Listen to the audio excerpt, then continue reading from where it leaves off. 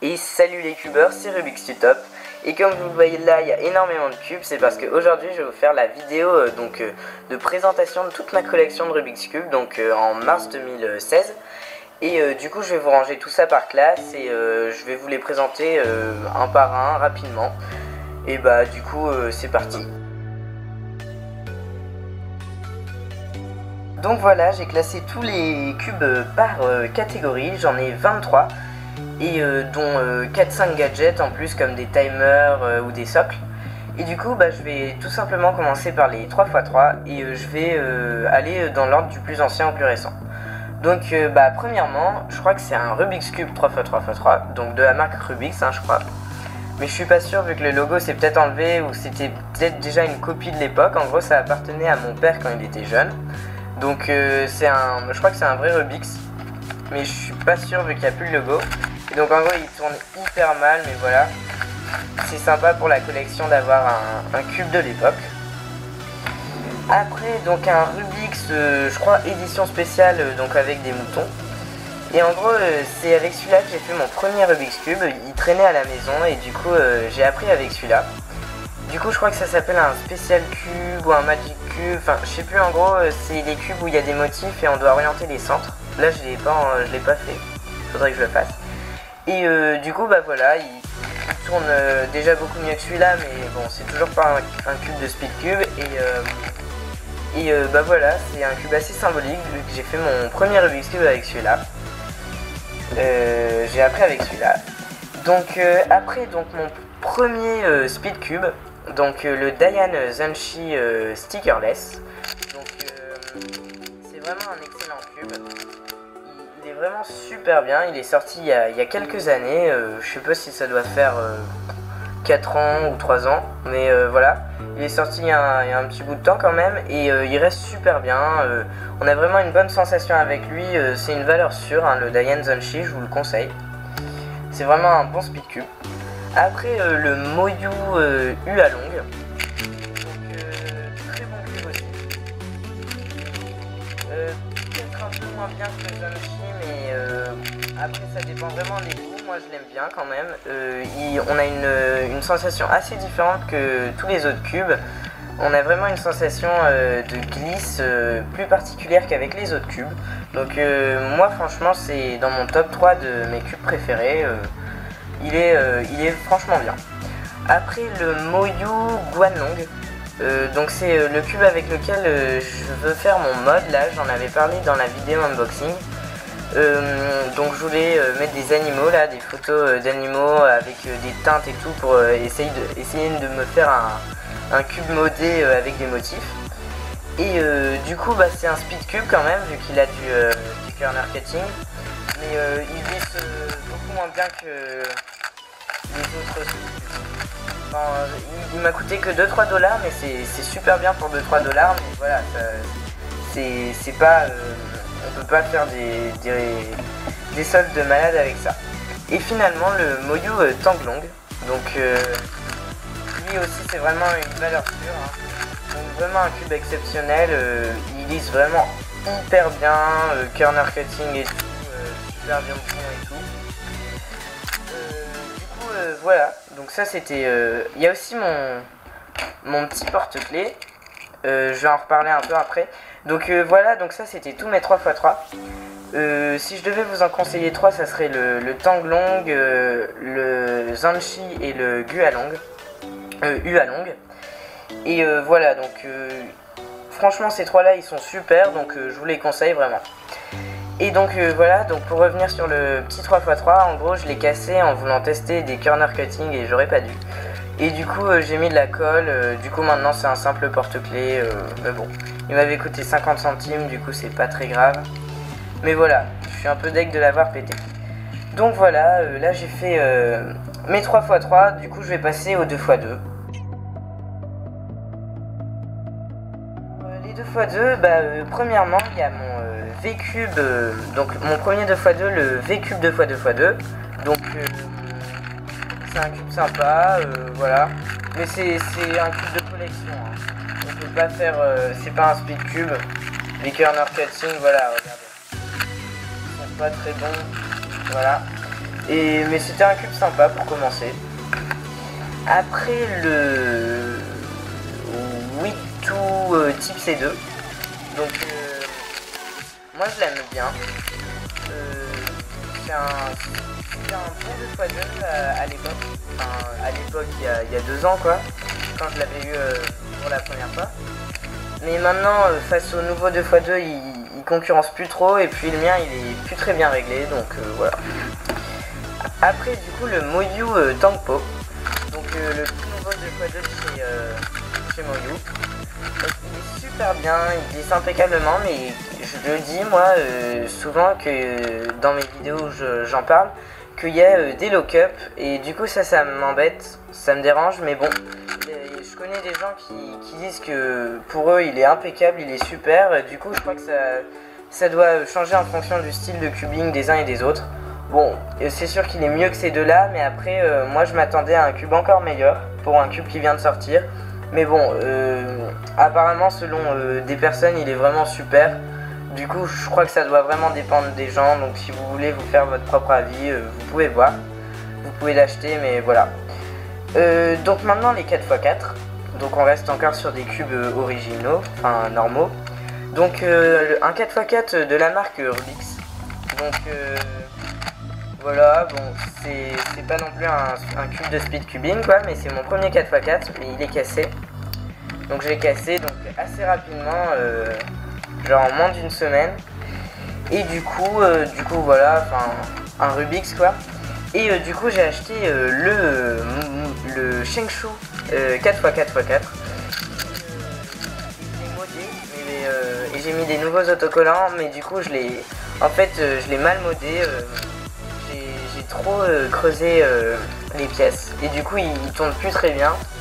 Du coup il faudrait que je me rachète un 4x4. Et voilà, donc je vous le conseille, le Shengshu il est très bien de base hein, si vous voulez un 4x4 voilà. Après il y a des 4x4 encore mieux comme les Moyu ou quoi. Mais bon le Shengshu il est très bien. Donc voilà. Donc j'ai fait les 3x3 et les 2x2, les 4x4 et maintenant je vais passer aux cubes un peu plus spéciaux. Allez, à tout de suite.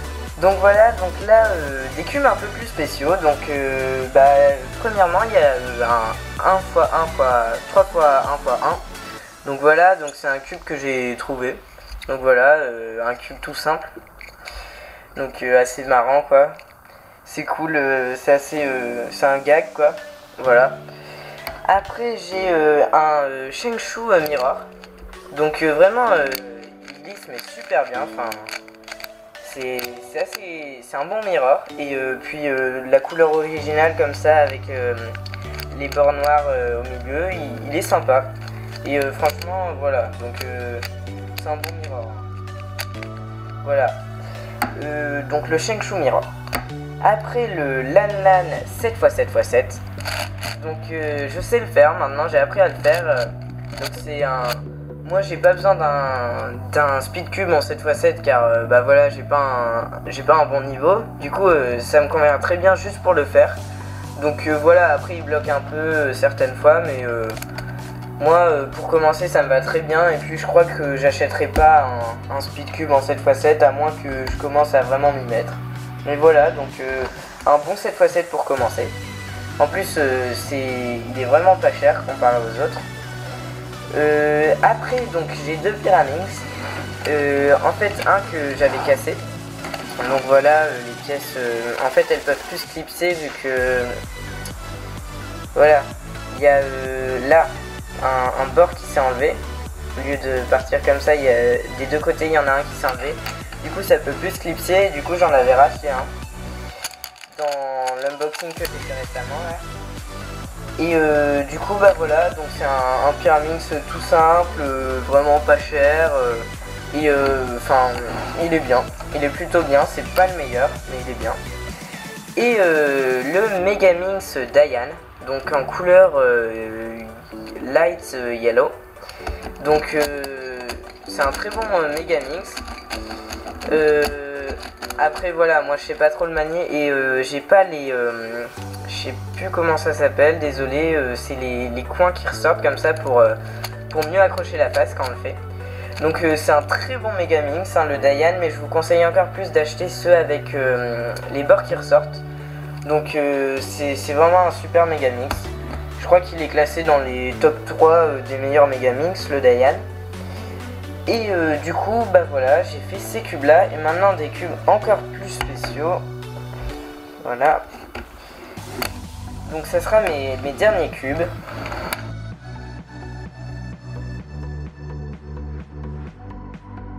Voilà, alors, premièrement, il y a le Mefferts Gear Shift ou Gear Cube 2x2x2. Donc c'est un cube que j'adore, moi, je trouve ça hyper sympa ce système d'engrenage.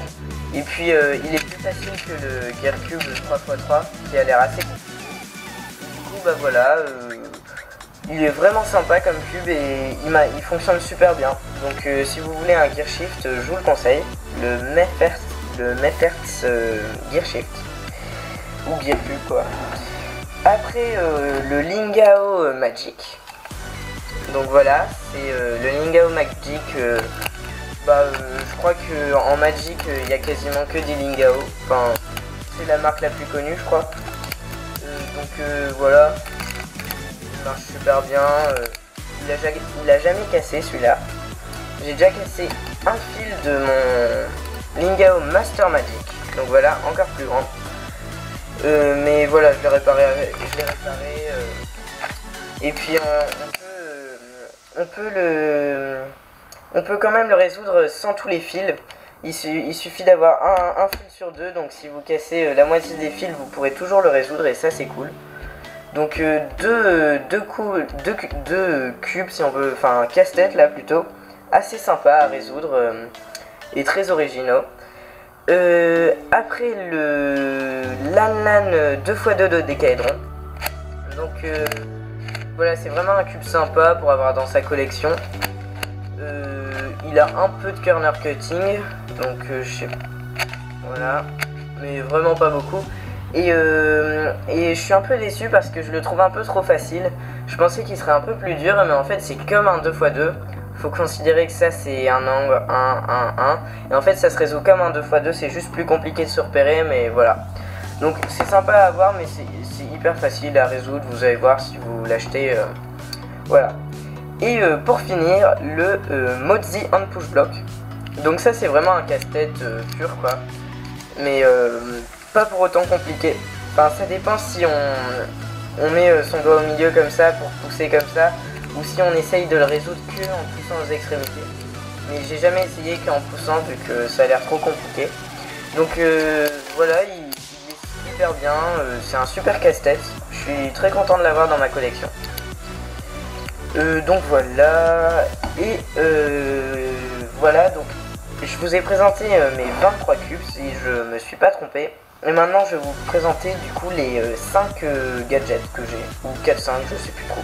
Donc voilà pour finir la vidéo, donc les gadgets, un QG Timer V3. Donc voilà, donc très bon timer, les lumières peuvent éblouir un peu selon l'angle selon lequel on se met.